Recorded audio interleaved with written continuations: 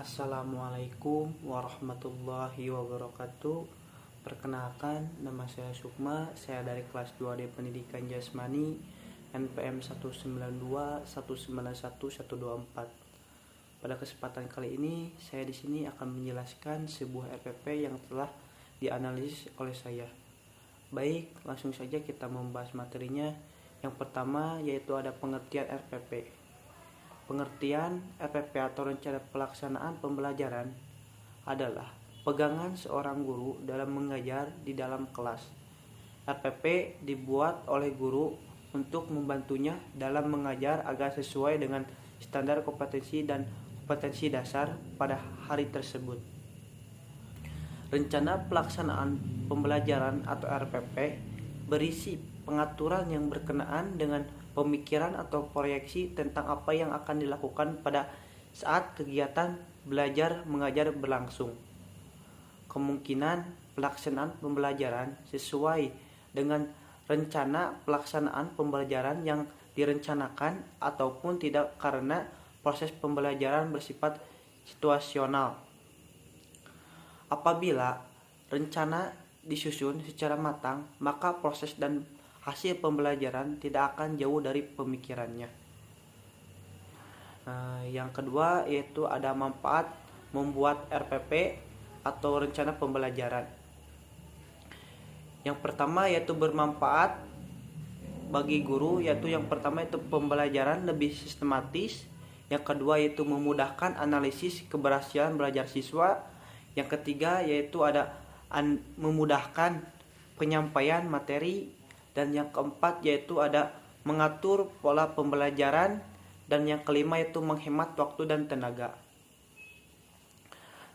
RPP terbagi menjadi dua bagian. Yang pertama yaitu ada versi lama dan yang kedua yaitu ada versi penyederhanaan menurut PP No 22 tahun 2016 dan Menteri No 14 tahun 2019.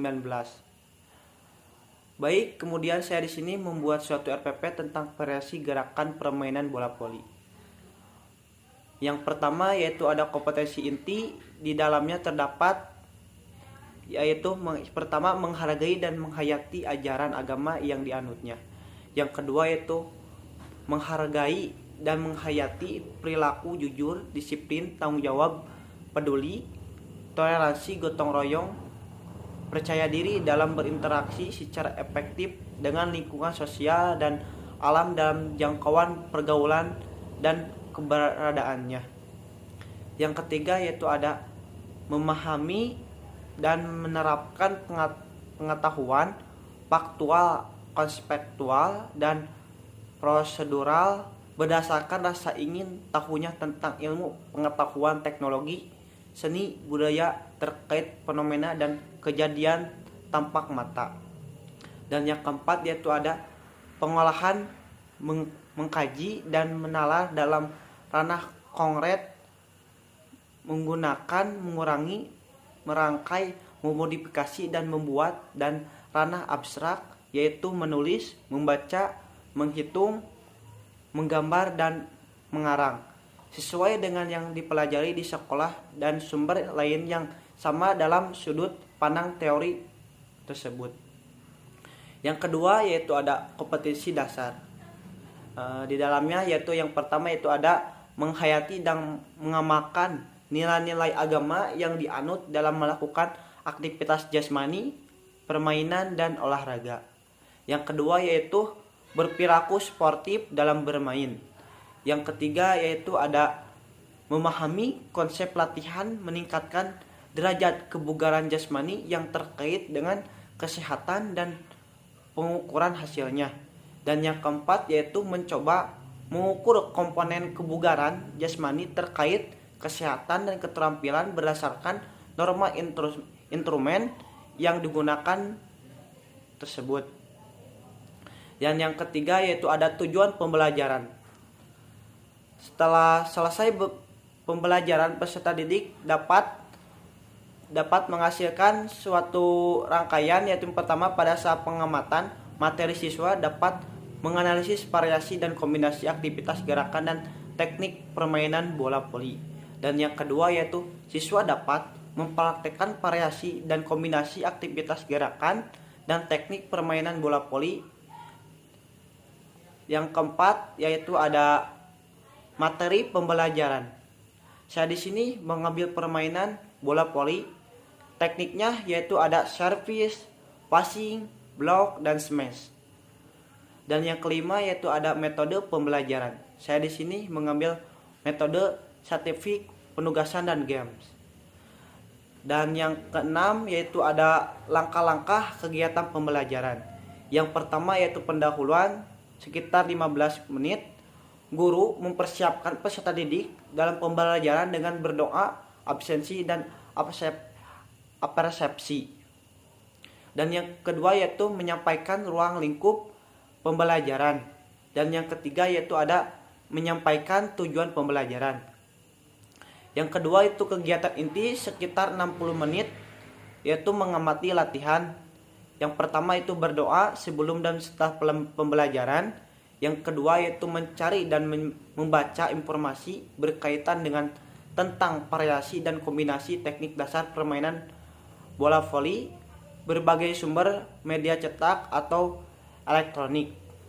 Dan yang ketiga yaitu ada peserta didik mengamati contoh gerakan passing,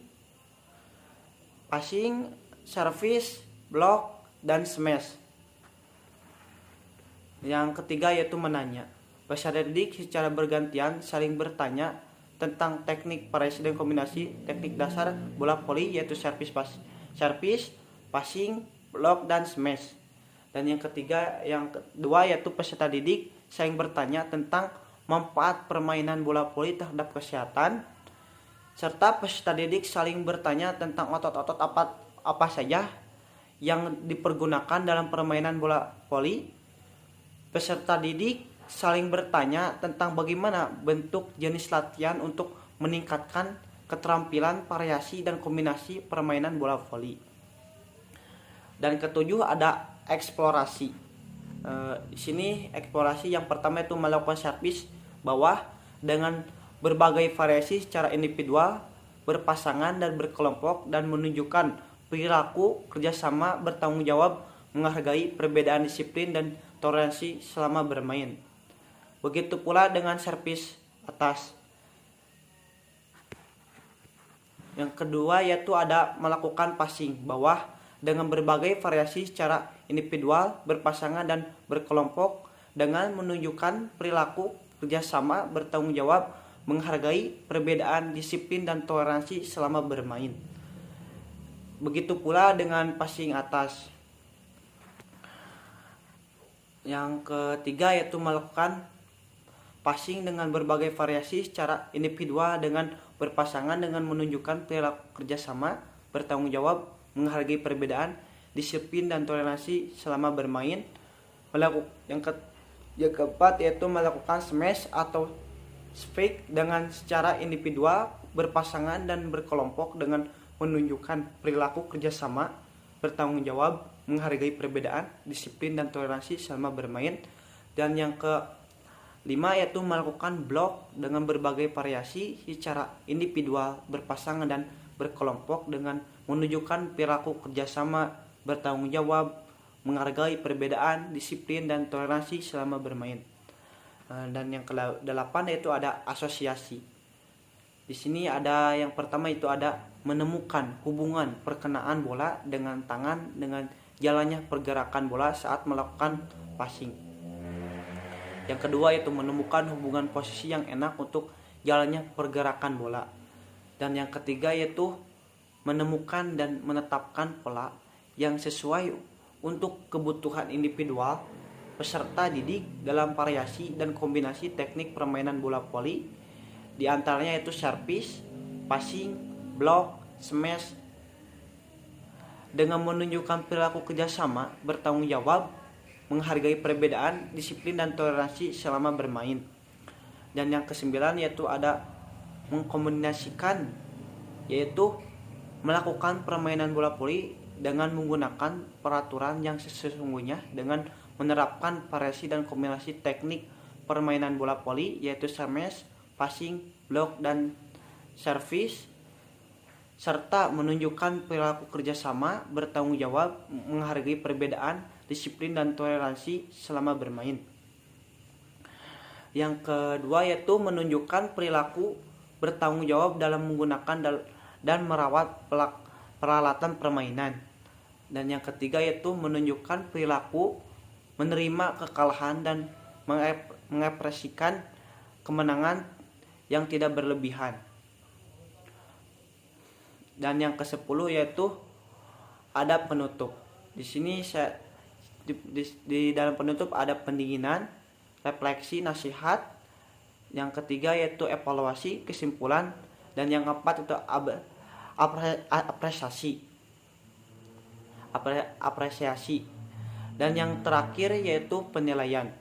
Nah, penilaian di sini ada yang pertama itu ada sikap, yang kedua yaitu pengetahuan dilihat dari tes tertulis dan penugasan, dan yang ketiga yaitu keterampilan dilihat dari tes praktik. Mungkin sekian yang saya dapat sampaikan. Mohon maaf bila ada kesalahan dalam menjelaskan materinya. Wabillahi taufiq wal hidayah. Wassalamualaikum warahmatullahi wabarakatuh.